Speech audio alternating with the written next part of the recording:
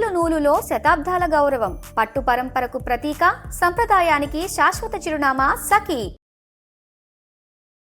నమస్తే రమగారు. నమస్తే జయ. ఒక మంచి స్టోరీ చెప్పుకుందామండి. పల్లెటూరు కథ ఒకటి. పూర్వం అంటే ఒక పల్లెటూరులో రెడ్డి గారు ఒక ఆయన ఉండేవారు. చానాళ్ళు పిల్లలు పుట్టలేదట. లేక లేక ఒక కుమారుడు కలిగాడు. వాడికి ఓబిరెడ్డి అని పేరు పెట్టారు.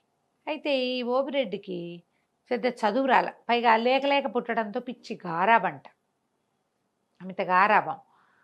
ఏదో సుమారుగా ఉండేది, ఆడుకుంటూ ఉండేవాడు ఇంట్లో. అంత తెలివిగలవాడు కాదు. అయితే ఇది కొన్నాళ్ళు పోయాక నాన్నకు తెలిసింది పిల్లాడికి చదువు సంధ్య లేకపోతే కష్టము, వీడు తెలివిగా లేడు అని అనుకుని ఆయన స్నేహితుడు ఒక బ్రాహ్మణ ఆయన ఉన్నారు, అప్పన్న శాస్త్రి అని. ఆ శాస్త్రి గారిని పిలిచి వీడికి ఎట్టో కొట్ట 4 చేతులు సంతకం పెట్టడము, 4 మాటలు మాట్లాడడము, 4 ఏమన్నా నేర్పించు అని అడిగాడు. అప్పన్న శాస్త్రి గారిని బాగా పోషించేవారు వీళ్ళు.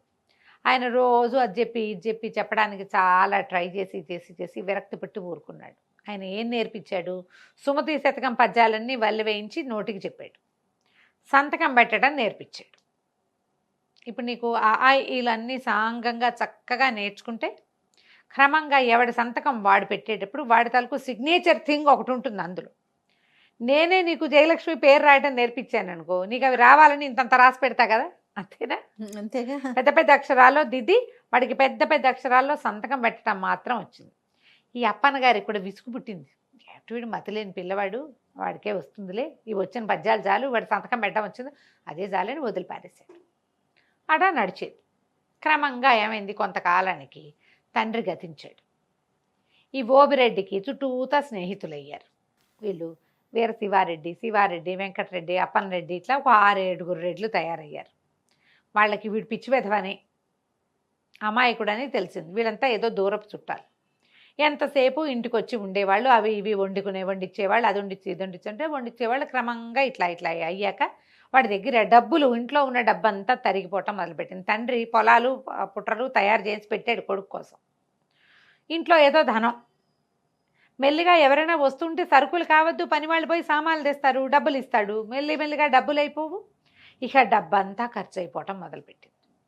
ఎంతసేపు ఎవరో ఒకళ్ళు చుట్టం పక్కవని వచ్చేవాళ్ళు. మా ఇంటికి చుట్టాలు వచ్చారు, మీ ఇంటికి తీసుకొచ్చాననేవాడు స్నేహితుడు ఇంకో రెడ్డి గారు వచ్చి. క్రమంగా రోజులు గడిచే కొందికి డబ్బులు తగ్గిపోయినాయి. ఒకనాడు ఈ ఓబిరెడ్డి ఏదో బజార్ వెళ్తుంటే అప్పన్న శాస్త్రి గారు కనపడి, ఏమిటైనా ఓబయ్య, మీ ఇంటి నిండా జనాలు ఉంటున్నారు ఎప్పుడు ఒకప్పుడు, ఏమిటంటే చుట్టాలండి అనేసరికల్లా ఈయన అన్నాడు, నీకు జ్ఞాపకం ఉందా సుమతి శతకం పద్యం చెప్పేవండి అని చెప్పి, ఏమిటి తెప్పలు 10,000 చేరు కదరా, సుమతి ఉంది కదా, ఎప్పుడు డబ్బులు వస్తే అప్పుడు చుట్టాలు ఉంటారు, ఎందుకంటే నీరు ఎక్కడ ఎక్కువ ఉంటే కప్పలు 10,000 చేరుతాయి అక్కడికి. అవును, మీ దగ్గర డబ్బులు ఉన్నాయి కాబట్టి చుట్టాలు వస్తున్నారు, లేకపోతే ఒక్కళ్ళు కూడా రారు అని చెప్పాడు. ఈ సుమతి శతకం పద్యం వల్ల వేసుకుంటూ వెళ్ళేసరికల్లా ఈ ఓబిరెడ్డికి అర్థమైంది. అవును కదా, అక్కడి నుంచి ఇంటికి వెళ్ళగానే ఇంట్లో చుట్టాలు వాళ్ళు వీళ్ళు ఉన్నారు, ఎవరో కొంచెం పలహారం చేస్తున్నారు, ఇంకెవరో కాళ్ళదాపు పడుతున్నారు. గట్టిగా అరిచి కేకలు పెట్టి తిట్టిపోసాడు అందరినీ. మీరందరూ కప్పలు, నా దగ్గర డబ్బులు ఉన్నాయి కాబట్టి చేస్తున్నారు, అంతకంటే ఏం లేదు. సుమతి శతకారుడు ఏనాడో చెప్పాడు, పొండి మా ఇంట్లోకి ఇక మా గడప మీద అడుగు కూడా పెట్టద్దు, మీరు వెళ్ళిపోండి అని అందరి మీద కేకలు పెట్టాడు. కొంచెం అమాయకుడు కదా, జనం అంతా అంత అరుస్తుంటే ఎవరుంటారు, ఎవరి దారిన వాళ్ళు సర్దుకుని పోయారు. ఈ కప్పల పద్యం అందరికీ తెలిసిందే కదా, పిల్లలకి నేర్పించాలి. మన దగ్గర డబ్బులుంటే ఉండే విధానం వేరుంటుంది, చుట్టాలు డబ్బులు లేనప్పుడు ఉండే విధానం ఎప్పుడూ వేరుగానే ఉంటుంది. అందుకని చుట్టాలతో డబ్బులు సంపాదించుకోవాలి, కానీ చుట్టాలతో మితంగా ఉండాలి. బాగానే ఉంది. కొంతకాలం గడిచింది, ఇంట్లో డబ్బంతా అయిపోయింది, కానీ పొలము పుట్ర ఉన్నాయి కదా, నెల ఏడాదికి ఒకసారి డబ్బులు వస్తాయిగా, వాటితో ఓబయ్య కాలక్షేపం చేస్తున్నాడు. అయితే ఊళ్ళో ఈ స్నేహితులు ఉన్నారు కదా, వీళ్ళు ఏం చేశారు, ఇతను అల్ప సంతోషి ఓబయ్య. ఒకడేం చేశాడంటే, మా ఊరి నుంచి చిలకడ దుంపలు వచ్చినాయి ఓబయ్య, నీకు ఇవ్వడానికి వచ్చామని చిలకడ దుంపలు పుచ్చుకొచ్చాడు. చిలకడ దుంపలు ఉడకబెట్టించు, తినడానికి చాలా బాగుంటాయి, మా ఆవిడ బెల్లం వేసి వండింది, ఇదిగో నీకని ఒక కప్పు తెచ్చాడు. ఇప్పుడు వాళ్ళు ఇవ్వడానికి ఇచ్చారు కానీ తీసుకోవడానికి రాలా. బాగుందిగా, ఓబయ్య ఆ స్వీట్ తినేశాడు, చిలకడ దుంపలు చూసుకొని సంతోషించాడు. మళ్ళీ ఫ్రెండ్షిప్ వృద్ధి అయింది కొండారెడ్డితోటి. 3-4 రోజులు పోయేసరికి శివారెడ్డి వచ్చాడు. మా పొలంలో పండిన వేరుశెనకాయలు తంపటేసుకొని తింటే మహా బాగుంటాయి, ఇదిగో అని ఒక పెద్ద కంపాయంత కట్ట వేరుశెనకాయలు తెచ్చిచ్చాడు. ఒలిపించుకుని వేయింపించుకో, చాలా బాగుంటాయి, ఇదిగో తంపటేసుకుని మా ఆవిడ చేసింది నీకోసం అని ఓ గిన్నె పుచ్చుకొచ్చాడు. తంపటకాయలు తినడానికి మహా బాగుంటాయి. ఇప్పుడు కొండారెడ్డి కూడా శివారెడ్డి కూడా ఎందుకు వచ్చాడు, ఇవ్వడానికి వచ్చాడు. ఇంతకుముందు మనకేం తెలుసు, తీసుకోవడానికి వస్తారు చుట్టాలు, అవునవును. ఇప్పుడు ఇవ్వడానికి వచ్చారు. ఇవ్వడానికి వచ్చారు. వీళ్ళు కాకుండా హనుమంతరెడ్డి ఒక ఆయన వచ్చాడు. ఆయనేమో మా ఇంట్లో సంక్రాంతి పండగకి పప్పలండం, ఇదిగో నీకు అరిసెలు నేతరిసెలు ఇవ్వడానికి వచ్చాను అన్నాడు. ఒకళ్ళు మా ఆవు ఈనింది జున్ను ఇదిగోనన్నారు. వరుసగా స్నేహితులు రావడం మొదలుపెట్టారు. క్రమంగా మళ్ళీ స్నేహితులకు అలవాటు పడ్డాడు ఇతను. ఎందుకంటే వాళ్ళు తీసుకోవడానికి రాలేదు కదా, ఇవ్వడానికి వచ్చిన వాళ్ళతో తప్పేముంది. అది మెల్లిగా రాకపోక మొదలైన బజార్ తీసుకుపోయేవాళ్ళు. నువ్వు కాఫీ ఇప్పించు, నేను టీ ఇప్పిస్తానని. ఇవాళ నువ్వు కాఫీ ఇప్పించు, రేపు మేమందరం టీ ఇప్పిస్తామనేవాళ్ళు. ఒకడందరికీ ఓవరేడే అందరికీ కాఫీలు ఇప్పించేవాడు హోటల్లో. మర్నాడు ఎవరు వచ్చేవాళ్ళు కాదు. ఈ 2 రోజుల్లో ఈ ఓబిరెడ్డి మర్చిపోయేవాడు. మళ్ళీ స్టార్ట్, నువ్వు ఇవాళ టిఫిన్ ఇప్పించు, నువ్వు ఇవాళ మిఠాయి పొట్లం కట్టించు, నువ్వు ఇవాళ జిలేబీ ఇప్పించని మొత్తం వీడి దగ్గర డబ్బులన్నీ ఖాళీ చేసేవాళ్ళు. అయితే ఏమైంది, కొద్ది రోజులు పోయాక ఇతనికి డబ్బు అవసరం రావటం మొదలుపెట్టింది. అందరూ 5, 10, 10, 25 అప్పులు పెట్టారు. కావాలంటే మేము ఇస్తాం కదా అని. 5, 10, 25 కలిపితే ఓ 100 రూపాయలు అవుతుంది అంతే. డబ్బులు అయిపోతున్నాయని అడిగేసరికి మళ్ళీ రావాలి కదా, పొలం డబ్బులు వచ్చేదాకా చేతిలో డబ్బు అయిపోతే ఏం చేయాలి. అవును. సరే అప్పులైనాయి. అయిన తర్వాత స్నేహితులంతా ఏం మాట్లాడుతున్నారంటే, ఈ బాబాయ్ పిచ్చి వెతవా, ఒక ఎకరం పొలం రాయించేసుకుంటే మన అప్పులకు సరిపెట్టచ్చు. రెండో వాడు అన్నాడు, అట్టెట్టా సరిపెడతావు వెద, 100 రూపాయలు కూడా అవ్వు, పొలం 15-1400 ఉంటుంది ఎకరము అంటే. ఏం పర్వాలేదు వాడికి, వాడు ఒప్పుకోడు అన్నాడు. ఏం పర్వాలేదు, వాడికి ఏమైనా తెలుసా చచ్చా, అంత తెలివిగలవాడు కాదు. ఎకరం లాగేశామంటే సమానంగా పంచుకుందాం, 5గురం అందరూ కలిసి ఇచ్చింది 100 రూపాయలు, సమానంగా తలా ఒక 300 పంచుకుంటారు. ఓకే. వాడు పిచ్చి వెధవగా ఉన్న నాళ్లే మనకిది రేపొద్దున పెళ్లి చేసుకుని పెళ్ళాం వచ్చిందనుకో, ఆ తెలివిగలదైతే ఈ అవకాశం ఉండదు. వీడు మన చేతిలో ఉన్నప్పుడే మనం పొలాలు లాగేసేయాలి. మన పొలాలకు పక్కన ఉన్న ఎవరో ఒకటి పొలం పక్కన ఉందనుకో, అది వాడు ఆ పొలం కలుపుకుంటాడు. వాడి వారిని 300 వాడు ఉంచుకుని 1200కి మిగిలిన వాళ్ళకి అమ్ముతాడు. 1200 ఇస్తాడు, మిగిలిన వాళ్ళు పంచుకోవచ్చు. ప్లాన్ బాగుంది కదా. సరే ఇప్పుడు మరి వాడు సంతకం పెడతాడంటే వాడి బొంద, వాడికి సంతకం పెట్టడం ఒకటే వచ్చు, చదవటం రాదు.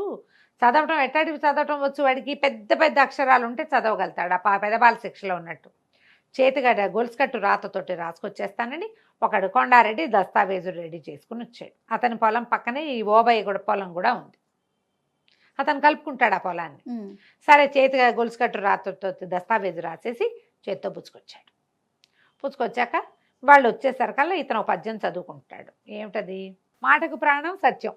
ఏదైనా ఒక మాట మాట్లాడాలంటే నిజం ఉండాలి అందులో. అది ఆ మాటలకు ప్రాణం ఏమిటి, నిజం. నిజం, అథెంటిసిటీ కావాలి దానికి. తర్వాత ఆ కోటకి ప్రాణం సుభటకోటి. ఒక కోట ఉందంటే పెద్ద ఫోర్ట్, దానికి ఏముండాలి, అద్భుతమైనటువంటి భటులు ఉండాలి. సైన్యం లేని కోట ఎందుకు. అవును. తర్వాత చేటికి ప్రాణము మానము, స్త్రీలకి మానం ఉండాలి, మర్యాద. వాళ్ళ దాంట్లో వాళ్ళు ఉండగలగటం, అది అవసరం ఆడవాళ్ళకి. తర్వాత చీటికి ప్రాణము చేవ్రాలు. కాగితానికి ఒక కాగితం, దేనికైనా ఒక కాగితం అనే దానికి ప్రాణం ఏంటి, దాని మీద వ్రాలు. చీటికి ప్రాణము వ్రాలు. వ్రాలు అంటే రాత, చేవ్రాలు అంటే చేతి రాత. సంతకాన్ని కూడా చేవ్రాలుగా చెప్తారు. అంతేగా. ఈ పద్యం చదువుకుంటున్నాడు. జనాలు లోపలికి వచ్చారు. 5గురు ఫ్రెండ్స్ వచ్చి, అబ్బబ్బబ్బా మన బాబాయ్ ఎంత గొప్పవాడరా, ఎంత బాగా పద్యం చదువుతున్నాడు చూడు, అసలు కంఠస్వరం ఎంత బాగుంది, ఆ పద్యం ఎంత బాగుంది, ఎన్ని పద్యాలు వచ్చో వీడికి, మనకి ఇందులో సగం కూడా రావు రోయ్ అన్నారు. అనేసి సంతోషించాడు. వచ్చారు కూర్చోండి అన్నాడు. అన్నాక అసలు ఓబయ్య చేతి వ్రాలు కూడా ఎంత బాగుంటుంది, సంతకం అంటే వీడిదే, ఎంత బాగా పెడతాడు, ముత్యాల కోవ అంటే. అవునా అవునా అన్నారు. అనగానే అవునోయ్ నేను బాగా పెడతానని వీడు చెప్పాడు, వాళ్ళు కూడా ఓహో అన్నారు. అయితే ఈ కొండారెడ్డి గారు ఏం చేశాడంటే, సరే ఆ వ్రాలేంటో దీని మీద పెట్టు చూద్దాం, ఎంత బాగా రాస్తావో, ఆ ముత్యాల కోవ ఏంటో నేను కూడా చూస్తానని పైన గొలుసు కట్టు రాతతోటి రాసేసిన దస్తావేజు తెచ్చి చేతులు పెట్టాడు. వీళ్ళందరూ ఓహో అంటున్నారు, ఇతను అమాయకుడు కదా, గబగబ కలం తీసుకొచ్చి ఓబయ్య వ్రాలు అని రాశాడు. లేదా ఓబిరెడ్డి, ఇంటి పేరు ఏదో ఉంది, చక్రాల ఓబిరెడ్డి వ్రాలు అని పెట్టాడు. పెట్టేసరికల్లా అందరూ అబ్బబ్బా ఎంత బాగుంది, అసలు ముత్యాలేగా, ఎంత బాగుందో చూడండి. అందరూ 5గురు చేతులు మార్చుకున్నారు కాగితాలు. మార్చుకున్నాక ఒక ఆయన అన్నాడు, సరే ఓబయ్య అసలు నీ సంతకం ఎంత ముచ్చటగా ఉందంటే పటం కట్టించుకుని పెట్టుకోవాలరా అన్నాడు. అనగానే ఓబయ్య ఏం చేశాడు, చర్రన ఆ కాగితం లాక్కుని పర్రమని దాన్ని చింపి తన సంతకం పెట్టింది చేతిలో పెట్టాడు. దీన్ని పటం కట్టించుకో అని ఈ కాగితాన్ని ఇట్లా చుట్టి పడేశాడు. కాగితంలో ఏముందో అతనికి ఏం తెలుసు, అక్కడి నుంచి ఎవరెవరా దస్తావేజు చింపేస్తావా నీ దుంపదేగా అని ఆ స్నేహితులు 5 మీద పడి చెంపలు వాయి కొట్టారు ఇతను. వీళ్ళు హాల్లో కూర్చున్నారు, గోలగోలగా వినపడుతుంది. ఆ అప్పన్న శాస్త్రి గారు ఎవరో రైతుతో మాట్లాడుతూ రోడ్డు మీద పోతున్నాడు. ఏమిటి ఓబిరెడ్డి ఇంట్లో ఇంత గోలవుతోందని పరిగెత్తుకుంటూ లోపలికి వచ్చాడు. ఏమిట్రా నాయన. స్నేహితులందరూ తను ఎందుకు కొడుతున్నారో అర్థం కాలే ఆ ఓబిరెడ్డికి. అవి జనాలు ఈయన పెద్ద మనిషి లోపలికి వచ్చేసరికి పంతులు గారు కదా కబుక్కుని ఆగేసరికి ఏమిటయ్యా ఓబిరెడ్డి ఏం తాగాదా, ఎవరినైనా పెద్ద మనిషిని పిలవాలి, మీద పడి దెబ్బలేమిటిది, ఏం జరిగింది అన్నాడు. అడగంగానే ఇతను గబగబా ఏం చెప్పాడు. అది కాదండి సంతకం పెట్టాను నేను, చేవ్రాలు ముద్దుగా ఉంది పటం కట్టించుకుంటాను అన్నాడు శివారెడ్డి, అందుకని చింపిచ్చాను, చింపేసరికల్లా కేక కొడుతున్నారండి వీళ్ళు, ఎందుకు కొడుతున్నారో నాకు కూడా తెలియదు మాస్టర్ అన్నాడు. ఆనంగానే అప్పన్ గారు అన్నాడు, దేని మీద సంతకం పెట్టేవరా, ఏ కాగితం చూపి అన్నాడు. ఆనంగానే ఇతను చుట్టేసాడు కదా, నలిపేశాడు, కొంచెం చిరిగినట్టు అయింది, నలిపి అవతలు పారేశాడు. అక్కడ పడిందండి ఆ మూల అన్నాడు. వీళ్ళందరూ రియాక్ట్ అయ్యే లోపల ఈ అప్పన్న శాస్త్రి గారు కాస్త వెళ్ళిపోయి అతి కాగితం పుచ్చుకొచ్చేసాడు. అది నలిగింది చిరిగింది కానీ చీర్ణం అయిపోవాలా, మొత్తం కాగితం అంతా సాపుగా చేసి ఈయనతో మాట్లాడుతున్న రైతులు కూడా లోపలికి వచ్చి నుంచున్నారు. ఏదో జరుగుతోంది కదా, గొడవ అవుతుంటే అందరూ నుంచుంటారు కదా పెద్ద మనుషులు. ఆయన మొత్తం చదివి, ఇదేంటి బాబయ్య నాకు తెలియకుండా పొలం అమ్ముతున్నావా నువ్వు, పొలం శివారెడ్డి పేరు మీద రాసుంది అని కేకలేసేసరికల్లా ఈయన నేనేం అమ్మలేదండి, ఊరికే సంతకం పెట్టమన్నారు, ఏదో కాగితం మీద సంతకం ముద్దుగా ఉంటుంది పెట్టమన్నారు అనేసరికల్లా ఆయన గట్టిగా కేకలేశాడు. అక్కడి నుంచి పక్కన రైతులు వచ్చారుగా, వాళ్ళని పోయి గ్రామాధికారిని పిలుచుకురండి అని గ్రామాధికారిని తీసుకొచ్చారు. అక్కడ ఈయన అన్నాడు, నీకు పద్యం తెలుసు కదా, చీటికి ప్రాణం వ్రాలు అని, మరి ఈ చీటి మీద ఏదో కాగితం ఉంది రాసుంది, అది ఏమిటని చూడవా. వాడికి ఏంటంటే పెద్ద పెద్ద అక్షరాలు చదవటం అలవాటు, అంతే చదవగలడు. ఈ గొలుసు కట్టు రాతతో ఉన్నదాన్ని చదవలేకపోయాడు. స్నేహితులు పెట్టమన్నారు కాబట్టి సంతకం పెట్టాడు. గ్రామాధికారి వచ్చాడు, దస్తావేజు చూసి ఇంత దుర్మార్గం చేస్తారా, అమాయకుడు స్నేహితులను నమ్మితేని వాళ్ళ 5 ఏదో తప్పు కట్టించారు. తర్వాత ఊరంతా ప్రచారం చేశారు. ఈ ఓబయ్యని చెప్పారు, నీకు చదువు లేకపోవటం వల్ల ఈ సమస్య వచ్చింది, నీ స్నేహితులు 5 చదువు ఉంది, వాళ్ళు ఒక కాగితం రాసి నీతో సంతకం పెట్టించేయగలిగారు, చూడు ఎంత పని జరిగేదో. ఇది గొడవ కనుక కాగితం కనుక చింపకపోయింటే అయ్యేది కాదు, లేదా వాళ్ళు ఇంకో కాగితం తీసుకొచ్చి సంతకం పెట్టించేవాళ్ళు అని గట్టిగా కేకలేశారు. ఆ తర్వాత ఈ ఓబయ్య శ్రద్ధగా ఆ అప్పన్న శాస్త్రి గారి దగ్గర చదువుకోవటం నేర్చుకున్నాడు. చదువు ఎంత అవసరం చూడు, చాలా ఊళ్ళలో వేలిముద్రలు వేయించేసుకుంటారు. ఇంకా ఇప్పటికీ కూడా వేలిముద్రల కథలు నడుస్తూనే ఉన్నాయి. చదువుకోవాలి. సర్వశిక్ష అభియాన్ కింద ప్రతి వాళ్ళకి ఏదైనా రాసున్నది చదవటం, తమ మనసులో ఉన్నది ఏదైనా రాయటం అనేది అత్యంత అవసరమైన విషయం. ఫోన్లు వాడడం ప్రతి వాళ్ళు నేర్చుకుంటున్నారు, రాయటం చదవటం కూడా అలాగే రావాలి కదా. వస్తోంది ఇదివరకటి కంటే చాలా బెటర్ అయ్యాం.